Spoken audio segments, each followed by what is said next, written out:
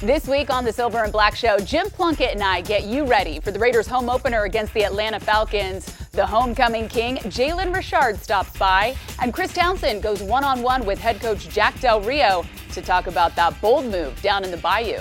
All that and more on the Silver and Black Show, starting right now. The Silver and Black Show. Carr looks left, throws, caught, Seth Roberts diving for the end zone, touchdown! Raiders! Carr out of the shotgun, looks left, throws a lob for Michael Crabtree, caught it! He caught it! He caught it! The Raiders have the lead! 35-34! Sweet revenge for Michael Crabtree! At the end of the day, you have to go with what you believe is right for your football team. And, I believed that we would come back and win that game. And I believed that going for it was the right thing to do. What a way to start the season. I'm your host, Nicole Zalumis, alongside two-time Super Bowl champion Jim Plunkett. And Jim, you're on the road, you're in a hostile environment, under a minute left, you score, and then you can tie it up, play it conservative, but not Jack Del Rio, not this Raiders team. They go for two. What were you thinking when he made that call? Well, I don't think there's a question. They had momentum going for them. They had to put away the New Orleans Saints, and they were afraid if Drew Brees got an opportunity to come back and in overtime and move the ball the way he had been in those first three quarters. I think that was the smart decision. It was a gutsy decision, and as you look back on it, I think it was the best decision. Yeah, had a lot of Raiders fans nervous, but now they're just elated as we are undefeated in this young season. It's time now to get to our headlines as we do every week, and we start with our first true grit. Coach Del Rio speaks a lot about grit, having the mental toughness to compete for a full 60 minutes. This wasn't more evident than the fourth quarter of last week's game. The Raiders erased an 11-point deficit in the quarter, outscored the Saints 22-10. The last road victory, where the Raiders trailed by 14 or more points, the 2000 season in Indianapolis. Jim, what was your biggest takeaway from game one of the season? Well, I thought they showed a tremendous amount of grit, resolve, heart, you name it, they showed it. Especially in that first half when they had so many penalties, kept dragging them back, and New Orleans was moving the ball up and down the field. And, they just stuck to their game plan. They fought hard. They never gave up, and it got them back in the ball game. And that's what, their character is what stood out to me. Our next headline here, next man up. Mike Tice showed why he's one of the best offensive line coaches in the league. The Raiders lost Menelik Watson in the second quarter, then Matt McCants early in the third. And it's up to Coach Tice to do a little improvising. He moved KO out to left tackle, kicked Donald Penn over to right tackle, and brought in second-year guard John Feliciano to play left guard, and they didn't skip a beat. How impressed were you with their flexibility and able to adapt? Well, I think obviously that shows a lot of depth on this football team, something that the Raiders have not had in a long time. If they lose a starter, it was really hard to replace that quality player with just one guy, much less two people on the offensive line. And the way they did it, they did it through the draft, they did it through free agency. They brought in the people that were ready to play if somebody went down. And these guys, took a stand, went in there, and showed that they could do it if they had to. Jim, we look at our final headline and we take a look at this week. Rise up. It won't get any easier this week for the Raiders secondary as Matt Ryan brings with him one of the best receivers in the league in Julio Jones. The Raiders struggled to slow down Drew Brees last Sunday as he rattled off 423 yards, 4 touchdowns, no interceptions. What does the Raiders defense need to do this week to rebound against the Falcons? Well, I think it's just like I said for the first game of the season. You got to put pressure on the quarterback. They weren't able to do that. He had a monster game. Fortunately, just not enough, and they're going to have to do the same thing with Matt Ryan and Julio Jones. They've got to lock him up. But I say put pressure on the quarterback, make him throw when he doesn't want to throw, hurry up his throws, get after him, knock him down. Khalil Mack had a tough time. There's no question about it in New Orleans, but, he's going to bounce back and put some pressure on that quarterback, and I think that's what you have to do in order to, help slow that offense down. Well, one player who had a monster play, 75-yard touchdown run, he's going to join us next. That's Jalen Richard coming up on the Silver and Black Show. Jalen Richard straight ahead, backpedals the hole, breaks free, 40, he may go, he's gone, one guy can catch him, 20, 10, 5, touchdown, Raiders! Jalen Richard goes 75 yards! Well, if you didn't know Jalen Richard's name at the start of the season, you definitely do now. First carry of your NFL career, not too shabby, 75-yarder. How did it feel? Is this what you envisioned, what you dreamed of? I couldn't think of a better way to, begin my career. It's a pretty crazy feeling. I'm just very blessed to, have the opportunity to, do that. It'll be a day I'll forever remember and a day I won't forget. But I definitely couldn't have, drawn it up in the sand, man. It was, a pretty wild journey for me. And, to do that in my home state, it felt real good. It's an awesome start to the season. You're an undrafted free agent, and so that's been a long road for you. What is it like when every play counts, just your journey to get to where you are right now? Yeah, I definitely take it with, no pressure, because at the end of the day, I'm doing something that a lot of people think I wouldn't do. So it's definitely, I don't think I have a lot of added pressure, but at the same time, I knew coming in that I would have to be seen. I would have to really, grind and do everything I can to, make the most out of every opportunity. And I've just been blessed to be able to do that. And, the Raider organization and coaches took, heed to that. And, that's why I'm still here. You suffered a knee injury before preseason. What was that like, knowing that you wanted to get out on the field and show them what you had, but you couldn't, your body was limiting you? Yeah, I've been through that before. I've been through different adversities. I actually missed my whole senior season of high school football when I tore my ACL in the summer coming up to my senior year. I had to sit out and then, was blessed to still have scholarship offers on the table. Then I chose to go to Southern Miss. I had a couple injuries in college that, might have you down and, sitting in the dark. But, I always found a way to find the positives out of it, sit back, reflect, and definitely focus on coming back stronger. What was the support like from your teammates during that time, especially in the running back room, because you guys seem like such a tight-knit group? Yeah, it was a great support system from the running backs and from everybody on the team. Definitely Derek, because, even, being as positive as I am, sometimes you do get down, you be like, man, I was doing so good, is this going to affect anything? Like we both know that, I came in as a trial guy and, I'm trying to make the team. So are these missed reps going to affect anything?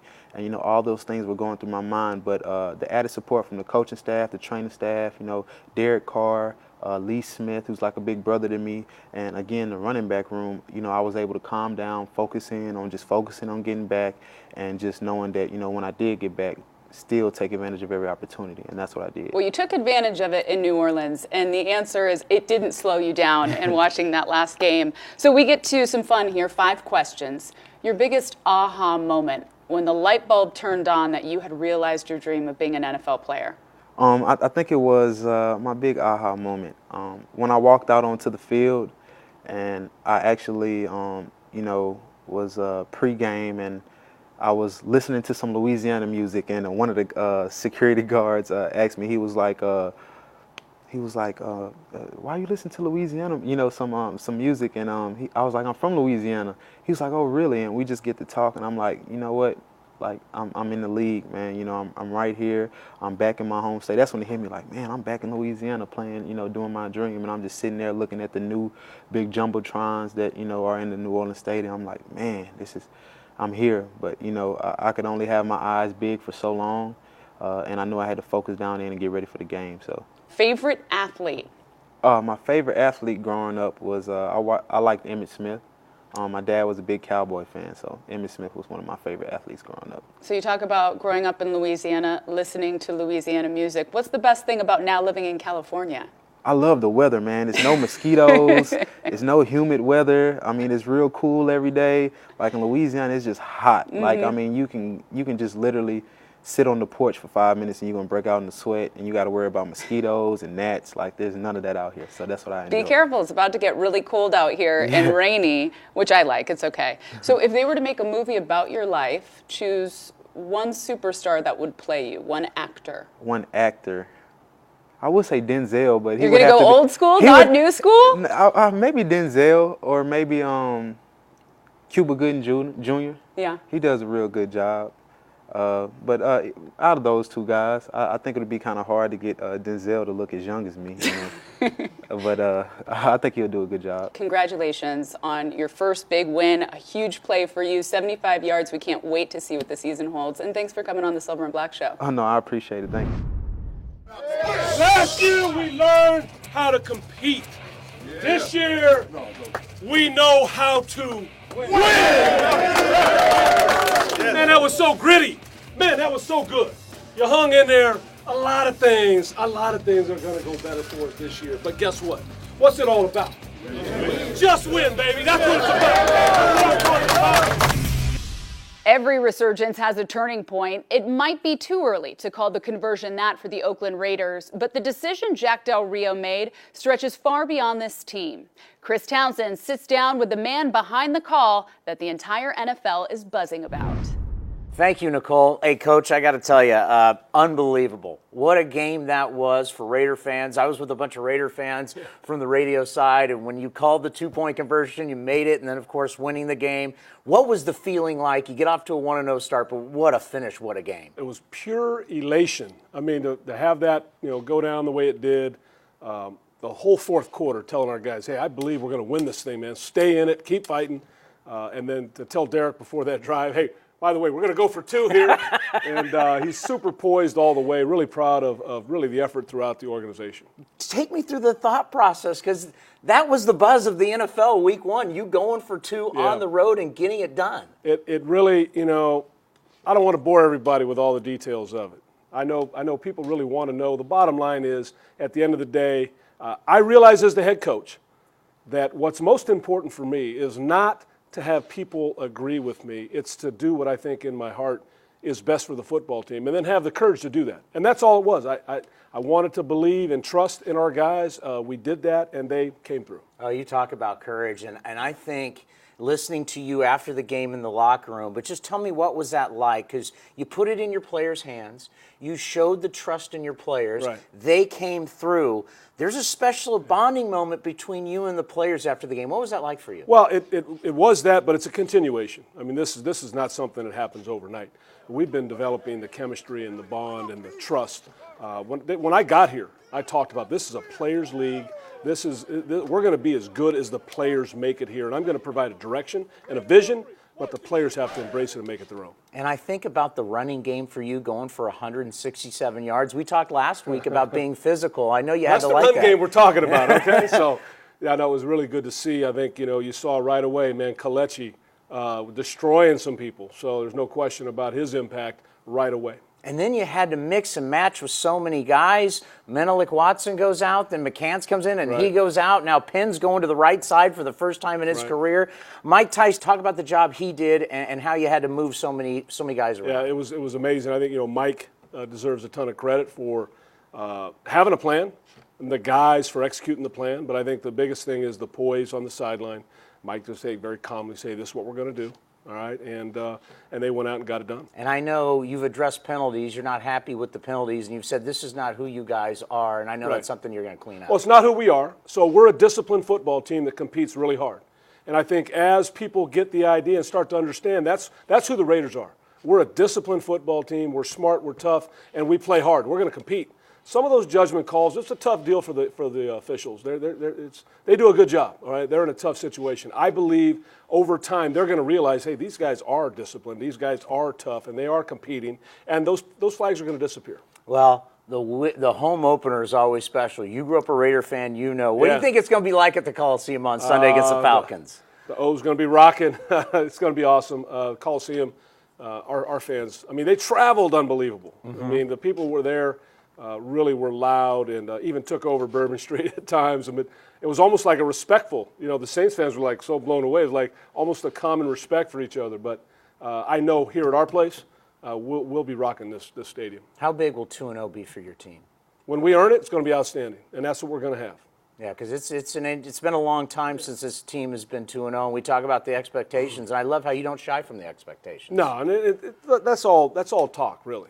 Chris, I mean, the biggest thing for us is to go out, prepare our butts off, go out there and compete like a group of men that knows what it's doing, that's on a mission. Go out there and take care of business. And I do have to bring it up. Your son had another good game against Kentucky. Those Gators, the Gators seem pretty tough. Well, you know what? He's doing a great job of getting the weekend started right. Yeah. And then we have to follow through and do our part. Proud of him. I mean, when your boy goes for 300+ and 4 touchdowns, that's a pretty good day. No doubt about it. Coach, thank you so much. Good luck on Sunday against the Falcons. Thanks, Chris. Hello again, class. Lincoln Kennedy here with this week's edition of Chalk Talk, brought to you by the Ray Morgan Company. The Falcons are coming to town, and with them come a big, tall receiver who's pretty darn good by the name of Julio Jones, number 11. What's impressed me about this team is how creative they find ways to get him, one of their most dangerous receivers, the ball. Let's start with play number 1. As we watch this play develop, it's just a simple screen. Get a couple receivers out in front of him blocking on space and allow your dangerous receiver to do his damage. It's not for big yards, but it usually softens up the defense and gets the ball in your playmaker's hands. And play number 2, a lot of teams around the league are running the pick routes. Julio's at the bottom of the screen. And what's going to end up happening? This receiver is going to come, pick the man. Julio's just going to run a simple drag underneath. It could be a big play and potentially dangerous if your defense isn't sound. As you watch the play develop, watch the slot receiver just run and get in the man's way. Julio Jones comes under him. He's wide open. Matt Ryan decides to go somewhere else, but if you come back and look at the slides on the sideline, you can tell how that could be a big play. So the question becomes, what do you do against such a dangerous receiver? Well, you got to be physical. In this illustration, we're going to watch Josh Norman, who's here, Carolina's best corner a year ago, be extremely physical with Julio. Julio wants to run a simple slant. And the way this times up is that Matt Ryan, on his 5th step, is going to be ready to get rid of the ball in the slant. Now watch how physical Josh Norman is with Julio. Right now, Josh Norman knows he's got him one-on-one, no help inside, so he has to be extremely physical and hands-on. But by him playing Julio that way, he disrupts the timing between Julio and Matt Ryan and the chemistry to get that ball downfield. So in closing, class, we want our secondary to be stellar against the Falcons. We want to negate Julio Jones, want to be physical with them with our big corners. More importantly, we want our safeties to be sound. If you do that, I think we got a good chance of beating the Birds here at home. That's it for Chalk Talk, brought to you by the Ray Morgan Company. I'm Professor Kennedy. See you next week. Across the board, to me, it's good defense. They're talented. Get after the passer really well. Irvin and Mack, I mean, those are 2 guys that are edge rushers that do a great job. You know, they're pretty balanced across the board. I mean, they got good players all over. He's more mobile than you would think, and he's able to pull it down and not just run for first downs, but create on the move. I guess that's the part of the thing that totally jumps out. 3rd downs that get converted to first downs. Within the 2-minute situation, you see him on the move. But they have some featured guys, both at receiver and at tight end, that are matchups for sure. Very big offensive line that tries to move the pile for sure. The Raiders get set to welcome the Falcons, who are going to be hungry for their first win of the season. They lost to the Buccaneers 31-24. So you look at this Raiders team coming off such a big win. How do you keep the momentum in your home opener? You know, it's very difficult. You know, you got to talk it up at practice. You got to get ready. But you got to forget about last week as well. You know, that was one game. This is a different game coming up, and you got to focus on the Falcons and what they do best. And obviously you're going to see a lot of what the New Orleans Saints did against the Raiders, probably from the Falcons, because, you know, we're a copycat league and they like to do things that are successful, and they'll bring that to town, and they're going to keep doing it until you stop it. And hopefully the Raiders will be prepared to stop the plays that hurt them last week. Like you said, why don't we focus on that? Because Matt Ryan, 334 yards, 2 touchdowns. Julio Jones is going to be licking his chops at what he saw from the Saints. So the Raiders secondary, what are they preparing for in facing Julio Jones, one of the best at his position? Well, you know, I think they have to cover a little bit better. I think they gave up too much ground just watching them play last week against Drew Brees and their receiving core. But I think they've got to cover tighter. They've got to be more confident in what they're doing out there. And I'm sure they're going to look at the film and study these Falcons coming in and what they did last week. And I think they'll be more prepared mentally. All right, it's time now for Plunkett's Pick of the Week. This is an area of focus for each game, the key to the win. I still think it's getting after the quarterback. They weren't able to do it last week, and it hurt them immensely. So, you know, the focus is going to be getting after the quarterback. And as I mentioned, Khalil Mack and those defensive linemen, I think, are going to be more primed to go after Matt Ryan than they were a week ago. They had trouble getting to him, and it's understandable, but now's the time to do it. Jim, the last time we were at the Coliseum, it was a preseason game, but it felt like a regular season when it came to the fan support. How important is it to get the fans in this one early? Well, I think it's extremely important. The fans, you know, they're the 12th man as they are in most stadiums, and the Raider fans are exceptional. They'll go after the opposing team. And you can just feel that. You can sense it when you're out there on the field that that your fans are behind you all the way. And it would be nice to get off to a good start against the Falcons coming into town. But if you don't, you can't let that get away from you. You still got to focus on what you have to do out there on the football field. But fan support is extremely important, especially here at the Coliseum. We talked to Jalen Richard earlier in the show about walking on that field, taking in the surroundings. So when you walk onto your home field, what's that like for you as a player? It gets you all pumped up. Your heart starts beating. You're ready to go. It's almost unexplainable how you feel inside. But you're fired up, you're ready to take that field, and you're ready to go win a football game. All right, Jim, thank you very much. On behalf of Jim Plunkett, Jack Del Rio, Jalen Richard, and Chris Townsend, we'll see you all next week as the Raiders hit the road to take on the Tennessee Titans. Thanks for watching the Silver and Black Show, and go Raiders.